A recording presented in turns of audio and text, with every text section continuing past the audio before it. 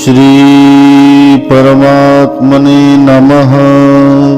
श्रियं सरस्वतीं देवीं गणेशं स्कन्दमीश्वरं ब्रह्माणं वन्नीन्द्रादीनं वासुदेवं नमाम्यहम्। अज्ञानतिमिरान्धस्य ज्ञानाञ्जनशलाकया चक्षुरुन्मिलितं येन तस्मै श्रीगुरुवे नमः। नारायण नमस्कृत्यं नरं चैव नरोत्तमं देवीं सरस्वतीं व्यासं ततो जयमुदीरयेत्। गीता सुगीता कर्तव्या किमन्यैः शास्त्रविस्तरैः या स्वयं पद्मनाभस्य मुखपद्माद्विनिः श्रुता। ओम नमो भगवते वासुदेवाय। सभी के भीतर बैठे नारायण प्रभु को मेरा ओम नमो नारायण। श्रीमद् भगवद गीता की चर्चा करते हुए हम तीसरे अध्याय की चर्चा कर रहे हैं, जहां भगवान अर्जुन को कर्म योग की शिक्षा दे रहे हैं। भगवान अर्जुन को कहते हैं कि काम ही वह है जो व्यक्ति को बलात् पाप कर्म में संलिप्त करता है। इसलिए तू इस काम रूप वैरी को पहचान तथा इसका संहार कर। तस्मात् त्वमिन्द्रियाण्यादौ नियम्य भरतर्षभ पापमानं प्रजह्येनं ज्ञान विज्ञान नाशनम। इसलिए हे अर्जुन, तू पहले इंद्रियों को वश में करके इस ज्ञान और विज्ञान का नाश करने वाले महान पापी काम को अवश्य ही बलपूर्वक मार डाल। भगवान इस श्लोक में यह भाव दिखाते हैं कि काम ही समस्त अनर्थों एवं पापों का मूल है। इंद्रियों में निहित राग से ही काम का जन्म होता है और यह काम ही मन एवं बुद्धि को प्रभावित कर विषयों में संलिप्त करता है। किसी एक भी इंद्रियों से प्रकट हुआ काम धीरे धीरे संपूर्ण इंद्रिय समूह मन बुद्धि को अपने अधीन कर लेता है और मनुष्य को अपना दास बना लेता है। इसलिए इस काम को जीतने का साधन करना चाहिए। और इसका साधन क्या है? इसका साधन है निरंतर नियम पूर्वक अभ्यास एवं संसार के भोगों के प्रति वैराग्य और ईश्वर प्राप्ति में अनुराग। यही साधन है जो इस काम रूप शत्रु से हमें विजय प्राप्त दिला सकती है। प्रत्याहार का पालन करते हुए विषय और इंद्रियों के संयोग से होने वाले राज सुख तथा निद्रा आलस्य से जनित तामस सुख तामसिक सुख वास्तविक में क्षणिक है। इस संसार का कोई भी सुख स्थायी नहीं है। हमें वह सुख प्रतीत होता है, परंतु जब वह आता है तो क्षणिक मात्रा में क्षणिक समय के लिए ही वो आता है, तत्पश्चात उस सुख का नाश हो जाता है। इसलिए भौतिक पदार्थ एवं संसार से प्राप्त होने वाले सुख क्षणिक है, नाशवान है और दुख रूप है। इस बात को समझकर इस लोक और परलोक के समस्त भोगों से विरक्त वैराग्य प्राप्त कर लेना चाहिए और निरंतर अभ्यास से शास्त्रों का श्रवण मनन, उपनिषदों का श्रवण मनन, परमात्मा के नाम रूप गुण चरित्र आदि के श्रवण, भगवान नामों का कीर्तन मनन ध्यान आदि निस्वार्थ भाव से लोक सेवा, इन सब कार्यों में अपनी इंद्रियों को लगाना चाहिए और अपने मन में द्वेष आदि द्वंद्व एवं कोई भी दोष उत्पन्न ना हो, इस बात का ध्यान देना चाहिए और अभ्यास करना चाहिए। इसका अभ्यास बड़ा ही सरल है। जब भी हमें वासना सताएगी तब थोड़ा रुक कर हमें यह देखना चाहिए कि ये वासना कहाँ से प्रकट हो रही है, उसके प्रकट स्थान को ढूंढने का प्रयत्न करना चाहिए। जब आप ऐसा करोगे तो प्रतीत होगा कि वासना भीतर कहीं है ही नहीं। असत्य को नाश करने के लिए हमें कुछ और करना नहीं पड़ता, केवल सत्य को जानना पड़ता है। यदि हम सत्य जान ले तो असत्य अपने आप लुप्त हो जाता है। इसी प्रकार यह सब वासनाएं समझनी चाहिए। बुद्धि द्वारा यह भी विचार करना चाहिए, क्या इन वासनाओं को पूर्व में भी मैंने जब भोगा तब क्या वास्तविक मुझे सुख की अनुभूति हुई, क्या मैंने वास्तविक सुख पाया, इस बात का भी मंथन करना चाहिए। जब भी क्रोध उत्पन्न हो तो क्षणिक ठहर कर अपने मन में उस क्रोध की उत्पत्ति के स्रोत को ढूंढना चाहिए कि ये क्रोध कहाँ से प्रकट हो रहा है। जब ऐसा करोगे तब क्रोध भी लुप्त हो जाएगा। ये बड़ा ही सरल अभ्यास है, इंद्रिय जनित विकारों को दूर करने का एवं सत्य को प्राप्त करने का। और इन विकारों के स्रोत को ढूंढते ढूंढते मनुष्य स्वयं ही हृदय गुफा तक पहुंच जाता है, जहां प्रकाश के रूप में आत्म तत्व स्थित है। इस श्लोक में भगवान यह बात अर्जुन को बताते हैं कि यह काम ज्ञान और विज्ञान दोनों को नष्ट करता है। तो यहाँ ज्ञान क्या है और विज्ञान क्या है, इस बात को समझ लेते हैं। ईश्वर के निर्गुण निराकार तत्व के प्रभाव, महात्मा और रहस्य से युक्त यथार्थ ज्ञान को ज्ञान समझना चाहिए और सगुण साकार ईश्वर का जो स्वरूप है, उनके लीला रहस्य महत्व प्रभाव संकीर्तन आदि के ज्ञान को विज्ञान समझना चाहिए। तो जब काम और क्रोध उत्पन्न होते हैं तो व्यक्ति अपने संपूर्ण ज्ञान को और विज्ञान को भूल जाता है। इसलिए भगवान अर्जुन को कहते हैं कि हे अर्जुन, तू समय व्यर्थ ना कर, भली भांति समझकर इस काम का तू नाश कर दे। इंद्रियाणि पराण्याहु इंद्रियेभ्यः परं मनः, मनस्तु परा बुद्धिर्यो बुद्धेः परतस्तु सः। इंद्रियों को स्थूल शरीर से परे यानी श्रेष्ठ, बलवान और सूक्ष्म कहते हैं। इन इंद्रियों से परे मन है, मन से परे बुद्धि है और जो बुद्धि से भी परे है वह आत्मा है।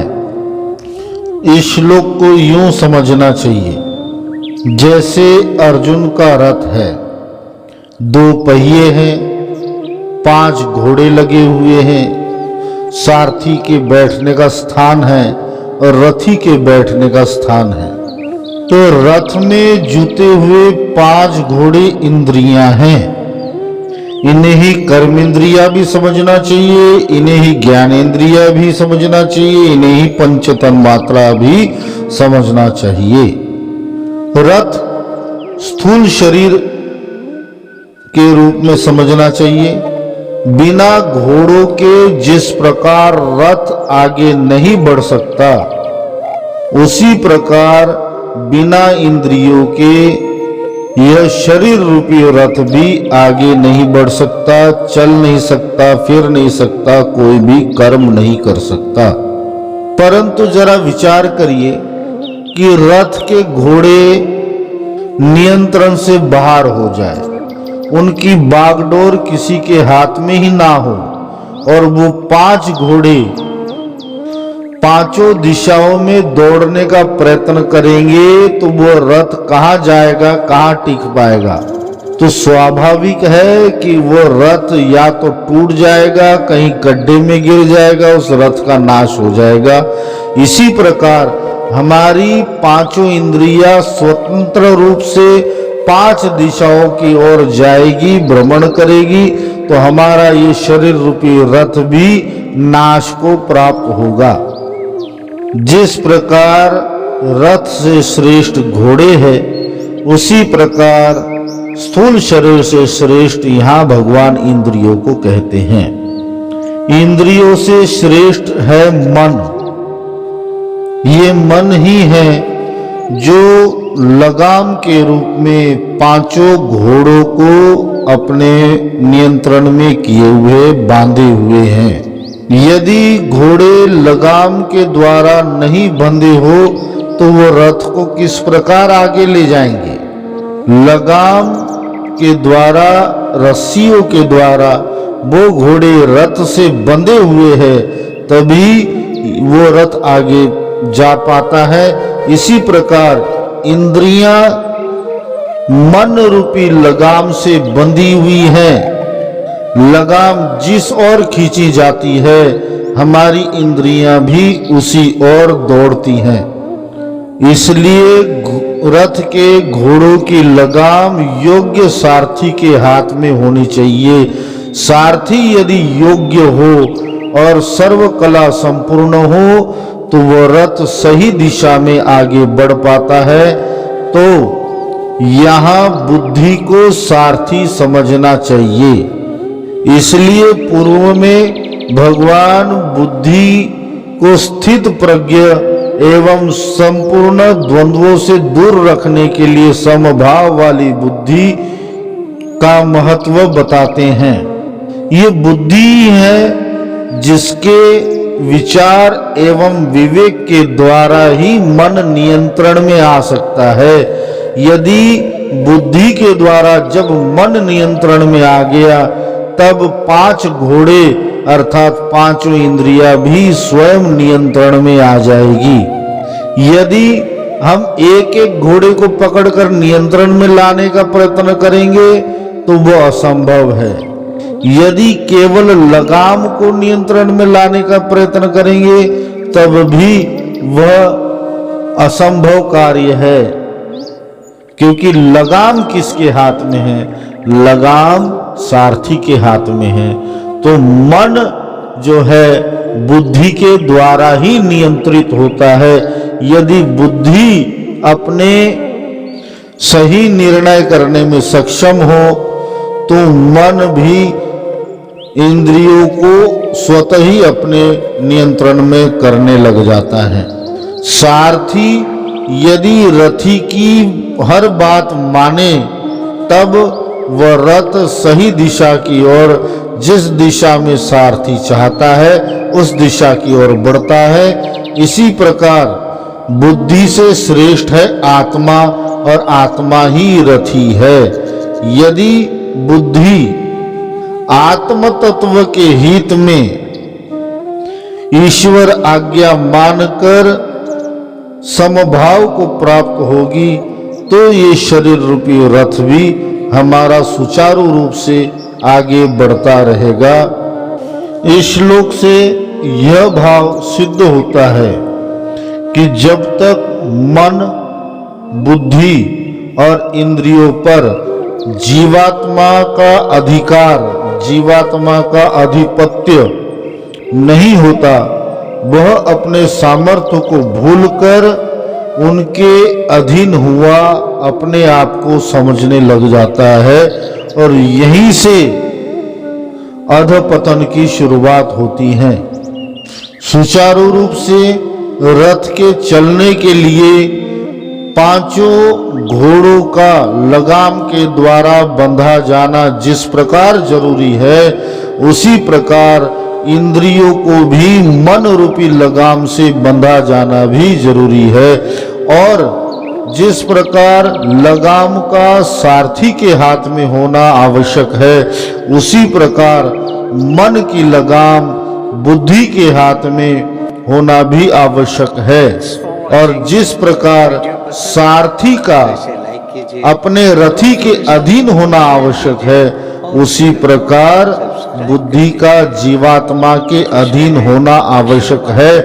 तभी अपने दोनों पहिए अर्थात सुख दुख आदि द्वंद्वों में समभाव, प्राप्य अप्राप्य, लाभ हानि आदि दोनों पहियों में समभाव रूप से यह रथ, यह शरीर हमारा सुचारू रूप से अपनी लक्ष्य की ओर आगे बढ़ता रहेगा। यदि जीवात्मा का आधिपत्य बुद्धि पर ना हो तो बुद्धि भी आलस्य को प्राप्त होगी और बुद्धि के आलस्य को प्राप्त होने के कारण मन की लगाम ढीली पड़ जाएगी और मन की लगाम ढीली पड़ने के कारण हमारी इंद्रियों के घोड़े उच्छृंखल हो जाएंगे और वह अपनी मनमानी दिशा में रथ को, इस शरीर को घसीटते रहेंगे। इस प्रकार जो है हम कभी भी अपने किसी भी लक्ष्य तक नहीं पहुंच पाएंगे। तीसरे अध्याय के अंतिमवें श्लोक में 43वें श्लोक में भगवान कहते हैं, एवं बुद्धेः परम बुद्ध्वा संस्थाभ्यात्मानमात्मना जहि शत्रुं महाबाहो कामरूपम दुरासदम। इस प्रकार बुद्धि से परे अर्थात सूक्ष्म, बलवान और अत्यंत श्रेष्ठ आत्मा को जानकर और बुद्धि के द्वारा मन को वश में करके, हे महाबाहो, तू इस काम रूप दुर्जय शत्रु को मार डाल। यहां ध्यान देने योग्य यह बात है कि बारंबार भगवान अर्जुन को यह कह रहे हैं कि ये काम रूप शत्रु, काम रूप वैरी अत्यंत बलवान तथा दुर्जय है।